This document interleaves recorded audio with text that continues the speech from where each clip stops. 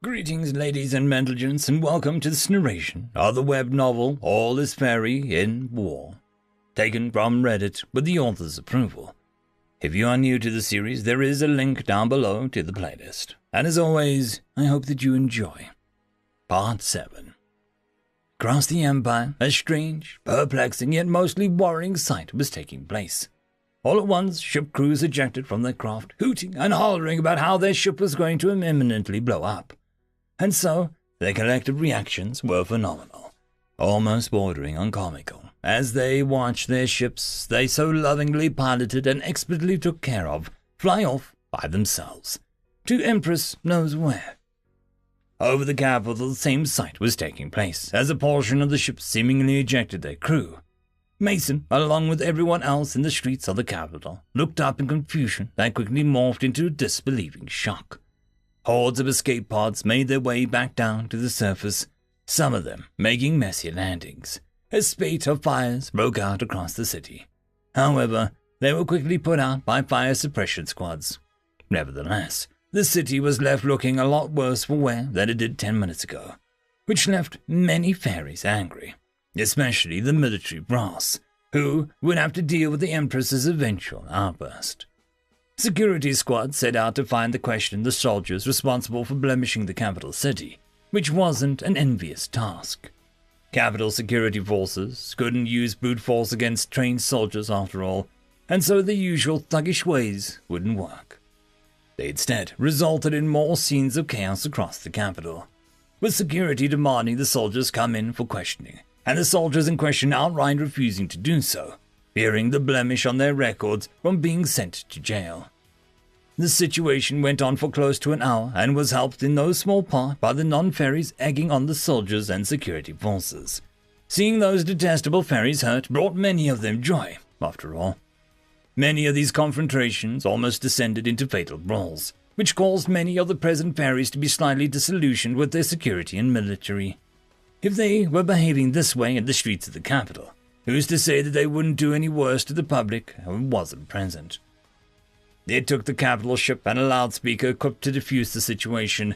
It made laps around the skies of the capital, each time demanding that the fights be broken up, lest the perpetrators face the consequences. Though this was enough to deal with most confrontations, the military had to intervene in the fights that were already in motion. General Moletta had happened to be the highest-ranking military officer present, was incensed. That the military would embarrass itself in such a way was one thing, but it was another thing entirely that they would do so in public view. She paced around the bridge of her ship, formulating the best path forward to minimize damages as well as to restore their most certainly tarnished reputation. One of her subordinates approached her swiftly, with a data crystal in hand. "Ma'am, we've just received word that Admiral Harvey has been defeated, and his fleet has been destroyed. The Empress would like for you to have the honor of launching the first ground invasion, and now that the Admiral is out of the picture, you can commandeer his remaining ships as well." Instead of displaying the surprise that would be expected when hearing such a thing, she seemingly took it in stride. "Very well, then. Though I must confirm something first. Those ships that flew off, were they commanded by General Harvey? If so, whose ships am I supposed to commandeer? The ships that are gone?" "Though we haven't completely confirmed it, we have determined that they all belong to him. We've also detected that we will be believed to be his 8th signature, just before those ships ejected the crew and flew off." She turned towards her subordinate with a slight disdain on her face. "These ships received orders from the supposedly dead man, and you didn't tell me this any sooner. It's clear what happened now, and regardless of the cost, we cannot allow those ships to leave our space. The enemy have seemingly already gained help and knowledge of Harvey. We cannot allow them to gain ships as well." "What would you like us to do, ma'am?" "Fire, goddammit!" "The ferries are moving to intercept our cargo. Your orders, Captain." "I trust your operatives are in place." "Of course, Captain." Captain Lee took one more look at the HUD, and once he was satisfied that he had accounted for all variables, he gave the go-ahead. "Commence Operation Flywater." Nearby, his fleet spooled up their aether negating force fields and set out to intercept the cargo. So far, there was only one point of ingress from human to fairy space, and the desperate elements of Admiral Harvey's fleet would soon be funneled through there. Therefore, it was his ultimate priority to protect it from the incoming ferry attack. though if the operatives in the ferry space did their jobs, we wouldn't have to deal with much. Human and human-allied operatives in the ferry space set out, in concert with the captain's orders, though they had been secretive in infiltrating ferry space. Their current mission had no need for sneakiness. Rather, they were to cause as much chaos as possible, which brought much glee to those participating. After a long time dealing with fiery hubris, they finally had the opportunity to wreck their crap. And wreck their crap they did. All across the worlds of the Empire, hangars, barracks, airfields, and naval bases, military warehouses, and anything that had the slightest to do with military were under attack. An expeditious number of explosions seemed to be going off constantly, while fighters seemingly apparated out of thin air and attacked ferry soldiers who were still wholly confused as to what was going on. Aircraft came out of nowhere and strafed anything important looking, while fighters kept stacking up enemy lives that they took. The ferries who tried to fight back quickly found that their standard-issue aether bolters were doing nothing to the enemy, while the enemy's strange, aetherless weapons were scything through their numbers. Those who dropped their weapons and ran towards their ships found that even approaching the ships was deadly, as a green haze caused them to collapse. General Moletta, who was still stationed on a bridge, watched on in shock. That green haze? I recognize that. That aether type can only be used by the Orions. After all, have they finally come to meet their revenge? I need to act. Men, to your stations. We are to fire upon the interlopers and preserve the equipment they set out to destroy. For the Empress! The rallying cry rang out across the ship. For the Empress! It looks like your command was successful, Kane. So we've extracted your loved ones. They will soon be here. Since you fulfilled your part of the deal, I'll answer your question to the best of my ability.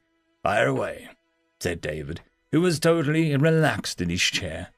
Admiral Harvey remunerated for a moment before settling on opening question.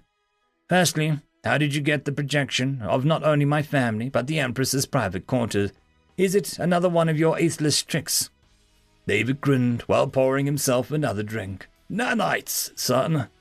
I've no clue what those are, David, plus I'm not your son. Touché. Think of them as small automatons, so small that they can't be seen with the naked eye, yet so numerous that they can build constructs that you can't imagine. They form almost anything we want. So how did you get them into the ferry space, more specifically the Empress's chambers? It's simple, really. She loves chocolate and wine, so we gave her chocolate and wine, with a little extra serving of nanites as well. So these nanites are inside her body? Yes. Are they in mine? Yes. So couldn't you just kill her off? These nanites are capable of anything, no? I said almost anything. It turns out that aether present within your bodies interferes with them receiving commands somewhat. No need to worry, though. We're working on that. Though that reply unsettled him. He chose to press on. Secondly, what will you do with those ships, and why couldn't you get your hands on a large number of them until now? We'll use these ships and a large supply of aether they carry to force open new egress points into ferry space. But you've already infiltrated us, so how is it that you can't open new breaches yourself? We've had to rely on our allies' help for that. Who? You intimately familiar with the Orions, no? It turns out that brutally forcing them to submit doesn't inspire a lot of loyalty. So they've come to us for help. And since we've been using their aether to breach into your space, we've been unable to take your ships. They'd automatically alert your military on detecting the faintest trace of their aether, after all. Though, I'm sure you know that. He took a moment to think of his next question, and arguably the most important one. What will you do with us? David practically leapt out of his seat, which startled him. Are all humans this strange? Before I answer that, why don't I take you out for a tour? It'll be enlightening, I believe. Wanting the opportunity to leave this room, he readily agreed. After all, he was also curious as to what the human ship would look like outside of the stark white room. Okay then, sure. End of chapter. And with that, my friends, we have caught up with the current posting of the story. Please do not annoy the author for new chapters. I'm sure there will be some available when the author is good and ready, as is proper. Anyways, I hope you have a fantastic one, and I'll see you in the next video. Cheers. Just a quick shout out to the T5 peeps. Bob the Dragon, Cat Crab Lobster, Data Magnet, Dark Machine, Bezic, Try Again 95, Pudic Yol, Astrea the Dreamer, Casper Arnholtz, Cam Maxwell, Ithilia, Meridian 117, and Jordan Bucksmorm. Thank you very much.